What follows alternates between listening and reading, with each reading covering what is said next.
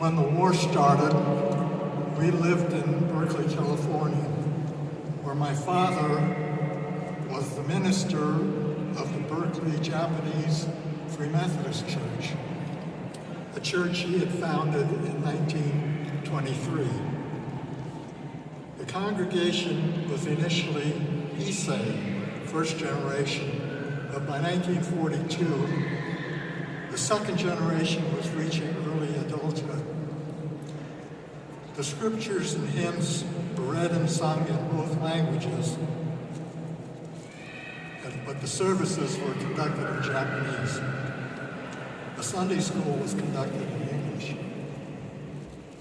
Our family consisted of our dad, Masamoto, 46, my mom, Kimiko, 41, my sister, Rhoda, 17, brother Dwight, 15, brother Jonathan, 10, and myself, 8. Initially, we were taken to Tanforan Assembly Center at the Tanforan racetrack, and we lived in a newly built, we were among the lucky ones, we lived in a newly built barrack in the parking lot. It was about 200 or 300 yards from the grandstand. We arrived in Topaz on September 17, 1942, and we endured camp life in Block 12, Barrack 12, Unit E. We were among the earlier arrivals at Topaz because of my father's leadership position in the community. In early 1943 was the beginning of our deliverance. My sister, who was an outstanding student at Topaz High, was informed that she had been awarded a full scholarship to Vassar College in Poughkeepsie, New York. Her scholarship was made possible by the National Student Relocation Council, which was an NGO, a non-government organization that was formed by leading college and university presidents. And this council operated under the auspices of the Quakers in Philadelphia.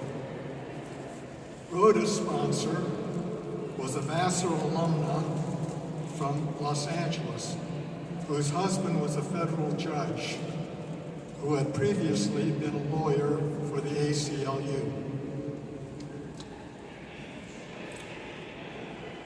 After seeing Rhoda off to Vassar in early September 1943, my mother was determined to leave Topaz as soon as possible, to be nearer to Rhoda.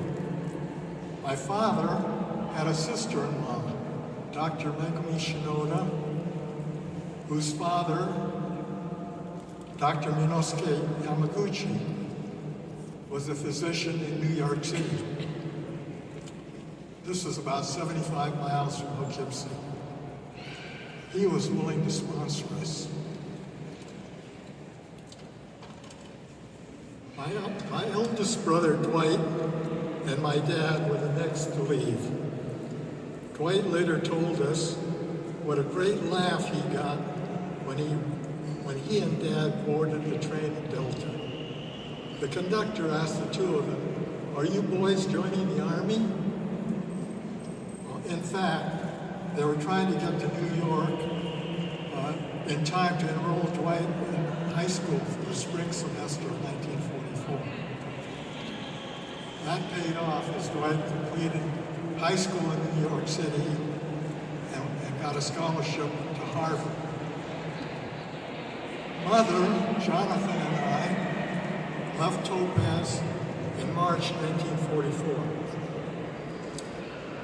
The government gave us one-way tickets and $25 per person and let us go, and we were finally free.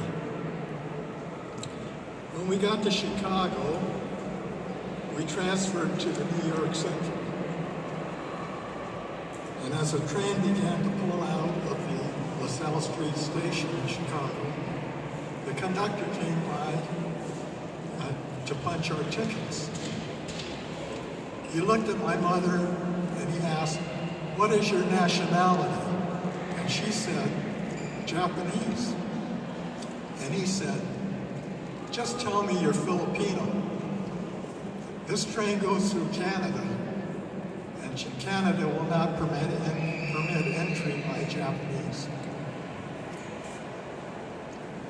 She said, "That would be a lie, and I won't tell a lie." He said, "Well, if that's the case, you'll have to get off here."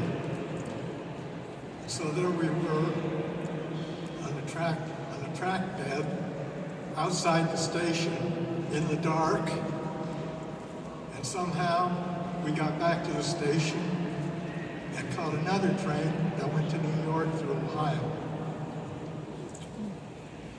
That was our first inkling that although we had left Topaz, it would be with us a long time to come. And today, 80 years later, when I hear the chants, "Send her back, send her back, send her back," I am reminded that the forces of fear and hate are still with us. And the shadow of Topaz looms over all of us.